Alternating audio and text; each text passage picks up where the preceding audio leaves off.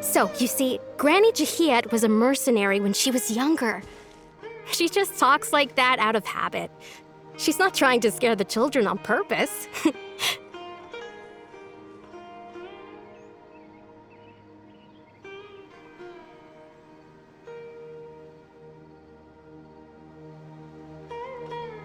Oh, there I go again. Always talking about my own things. Do you maybe have anything you want to share? It's okay if you don't. You could also just talk about what you think of me? Oh, I think you're an incredibly strong and thoughtful young woman. You'll meet many amazing people and live a very happy life. You won't miss someone like me. Huh? Are those your friends over there?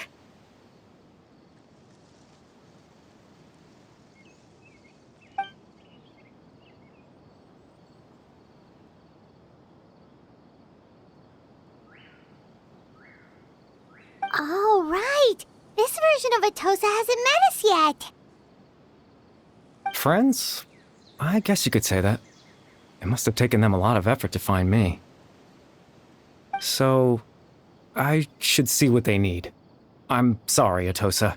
We'll have to continue this conversation another time. Another time, huh? Yeah, okay. I'll head back to the village then. Talk to you some other time.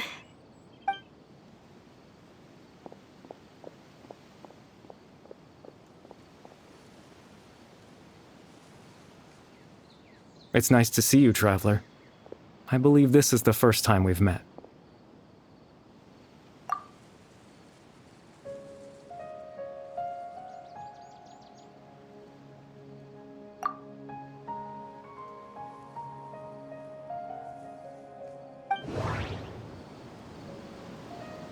The founder of the Abyss Order. The man who broke the curse of immortality.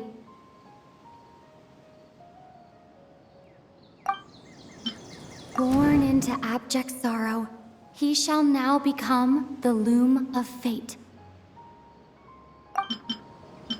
Dane's brother, one of the 5 sinners of Conria. The one who stole the power of the Abyss.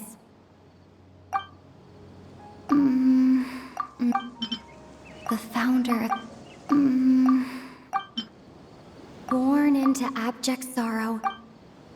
You're... Caribert Alberic. Oh. You know me? That's quite the surprise. I don't believe I've met you before.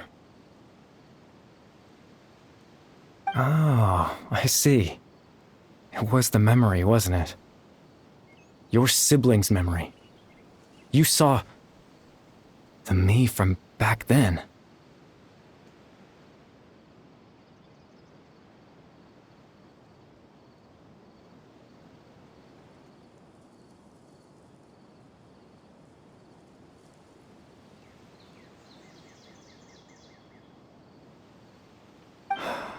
This is Atosa's memory. I came here to say goodbye to her.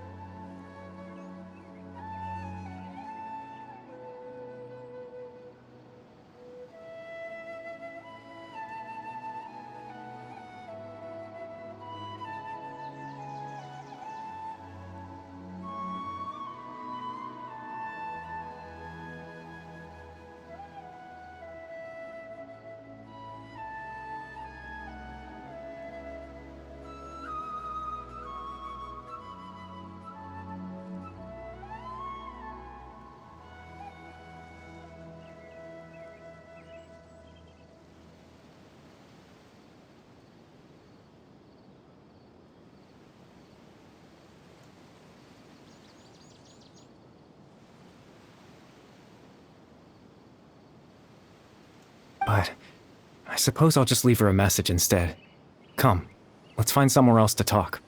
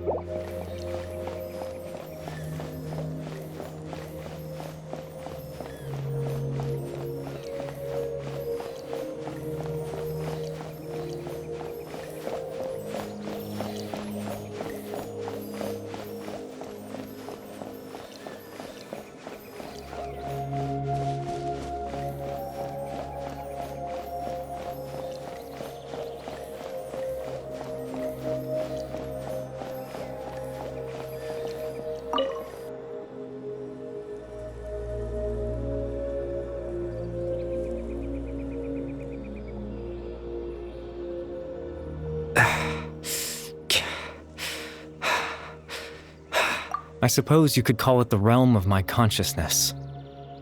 I'm someone who no longer exists in the real world, after all, as you well know. It's nothing. I still have enough strength to play the part of a good host. I've always hoped that I'd get the chance to talk to you like this, and now, the time has finally arrived.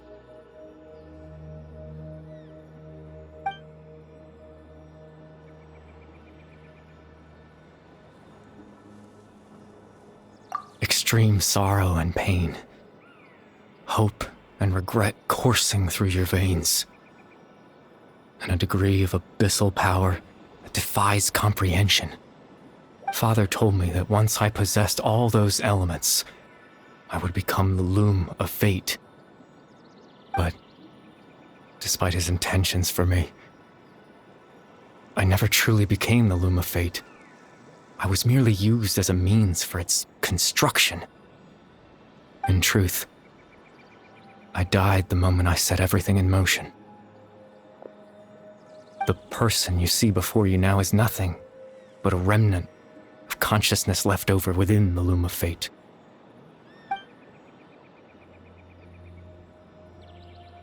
As for your question, the loom of fate is a device capable of weaving ley lines. In its primitive form, it can only be used to create and implant memories.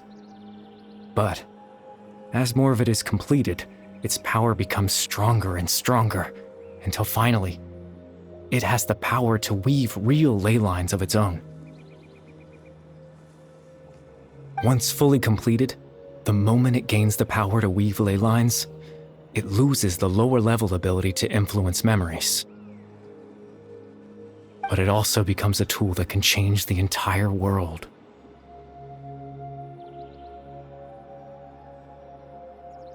Yes, I have the ability to control the loom in its semi-completed form.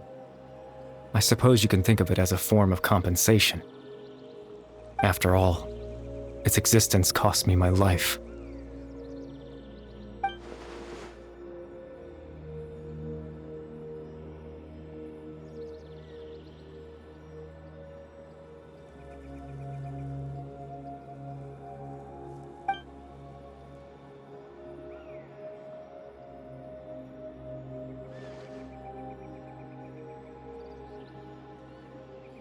That. I was wrong to implant those memories. I'm sorry I caused so much trouble. Not only for everyone in the village, but for you as well.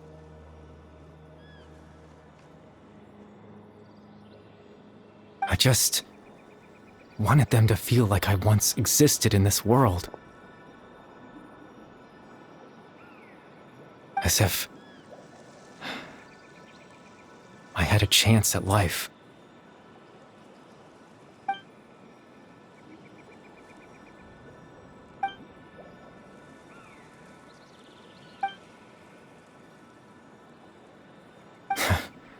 I know what you must be thinking.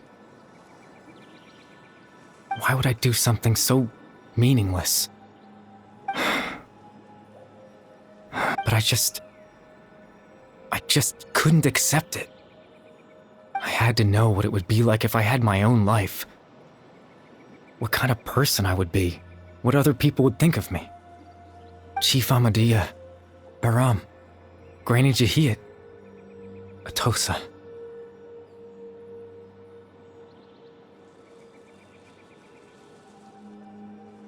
What would it be like if I could live alongside them? No cataclysm, no curse. Just a quiet life in a peaceful village. I was curious, so I selfishly tried to have my own life. Even if that meant piecing together the version of myself that could have been, one memory at a time. I know it sounds stupid. After all, my life ended a long time ago. Any chance at living was stripped away from me when I was 8 years old. My consciousness left to mature in an illusory world of nothingness. Even the form you see before you was nothing but an invention based on my father's appearance. An imagined version of what I would look like if I had the chance to grow up.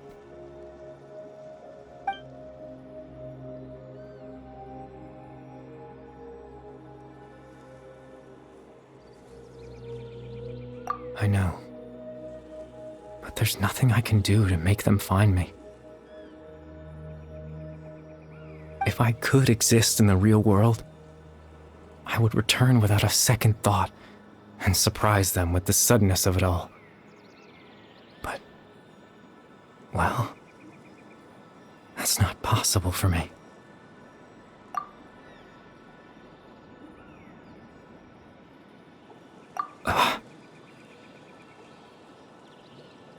I know.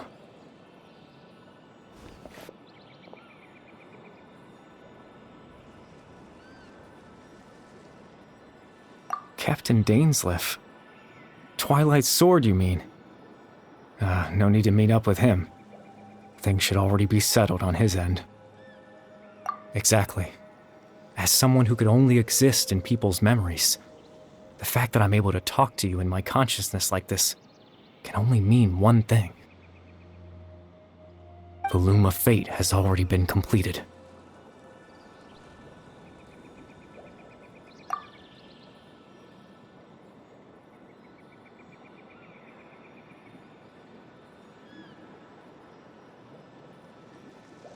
No need to worry about Captain Dainsleif. He's absolutely fine. The only reason he lost the eye was because I happened to guess exactly what he was planning. Captain Dainsleif has had the eye inside his body this whole time, hasn't he? His plan was to lure the Abyss Order to a false location, capitalizing on their pursuit of the eye in order to have the chance to confront the prince.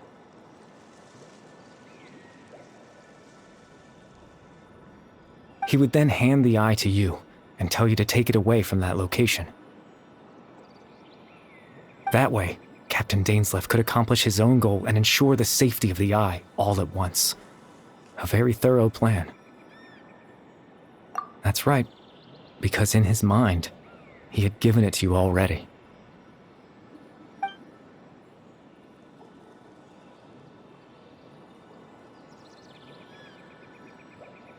Before you two entered that false location. Traveler, wait.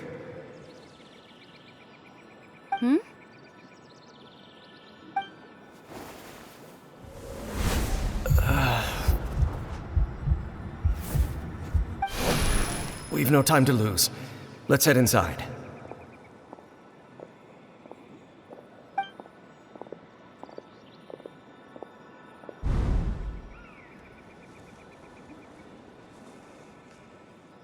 That was when I implanted the memory of him handing you the eye.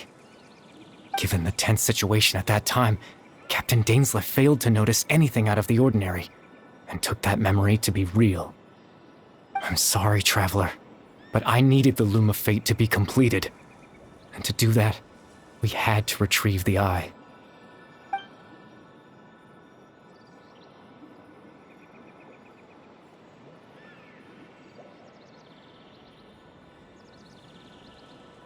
I promise I'm not trying to conceal anything from you, but I truly have no idea what the Prince is planning. Tevat's ley line system is deeply entrenched in the planet. Creating new ley lines can neither replace nor extend the ones that already exist. In the face of everything they could be planning, I fear I'm too insignificant to even get a glimpse of the bigger picture. In any case, I had my own use for the Loom of Fate, and my goal, at least, has been achieved. You remember my father, don't you?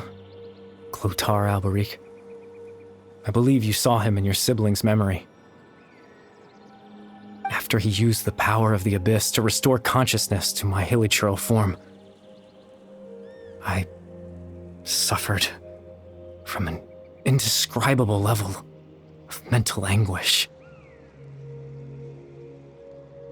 To comfort me, my father told me a story, that this was a fairy tale world where I had to take on the form of a little monster. That story managed to dispel my fears, even if just for a moment. My goal was simple: to use the Loom of Fate in its near-completed form, when its ability to create memories was at its strongest.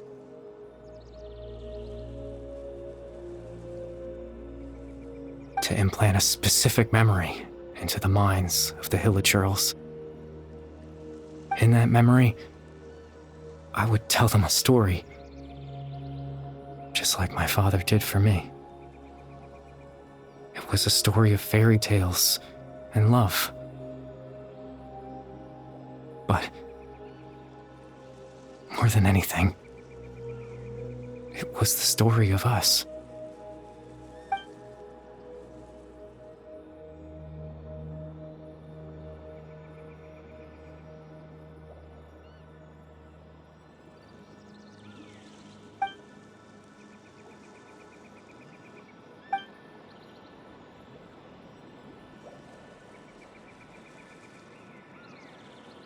I can't change the world. Not when I lost the very right to exist within it. Implanting those memories, that was the most worthwhile thing I could offer. All that's left of my existence is a wisp of residual consciousness tied to the Loom of Fate. In truth, that trace of my consciousness should have dissipated long ago. My goal was the one thing that allowed me to hold on all this time. But now, the bedtime story is finished. And it's finally time to rest.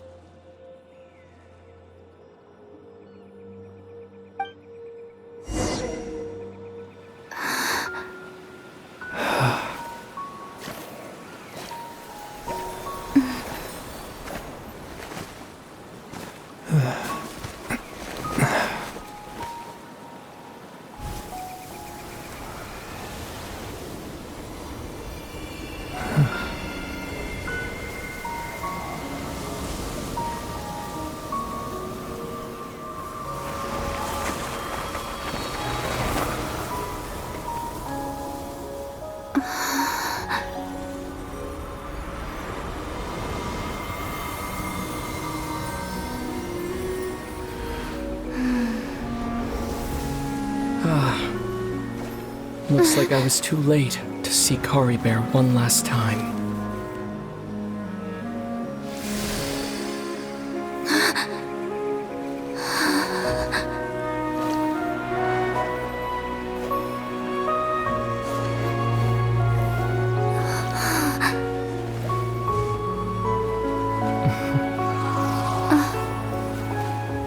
Kari Bear's consciousness is gone, and this space will soon disappear along with it. Neither of us belongs here. That's why we're not tangible. Were that not the case, I'd love to hug you too. Well, how about a conversation?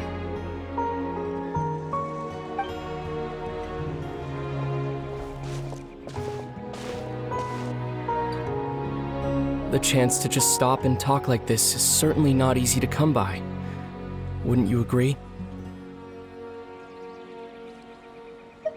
That battle earlier was tough. The one against Dane, I mean. I didn't expect that after everything, he would still hesitate to raise his sword against me. Were it not for that, perhaps I'd still be no match for the Twilight Sword, even after 500 years. The Loom of Fate, huh? I still haven't found a way to utilize it to its full potential. But there's still time. Before the heavenly principles awaken. Yes, for 500 years now, ever since the cataclysm in Conria, there's been no sign of activity.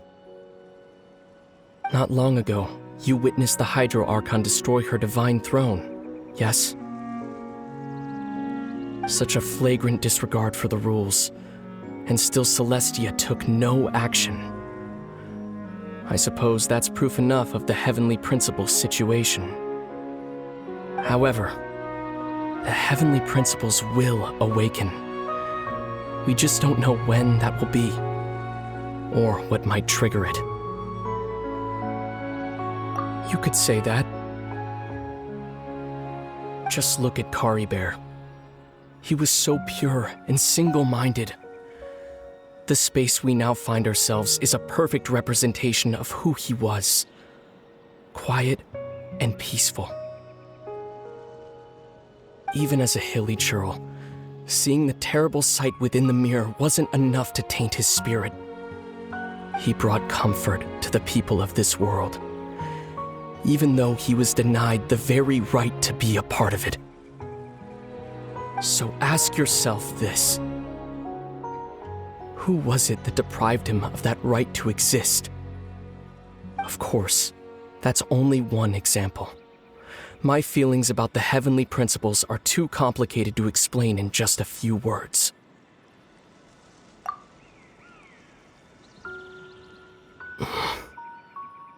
Lumine?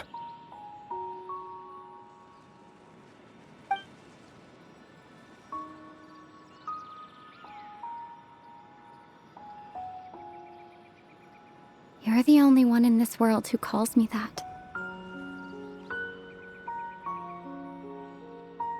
There's so much I wanted to ask you. But for some reason, I'm not interested in asking those questions right now. There's just one thing I have to ask. One thing I could never understand. Why? Why can't we continue our journey together?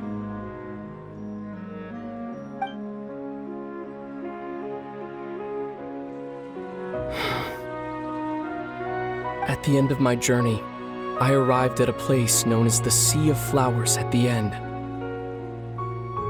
Do you remember? A long time ago, when we traveled between worlds together.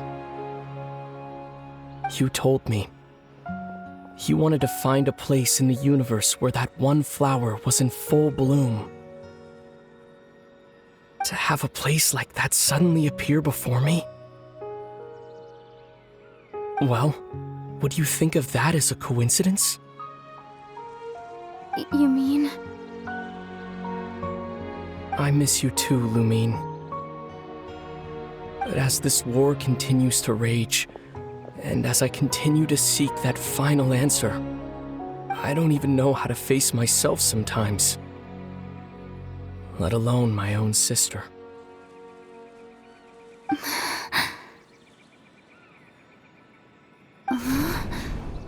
What's going on? This space has lost its tether. I doubt it'll be able to exist much longer. In fact, aside from our ability to physically interact with each other, there's something else you should know about this space. With Kari Bear gone, we won't be able to remember anything that happened here. Everything in this space will be wiped from existence, including all memory of our reunion. You're only telling me this now?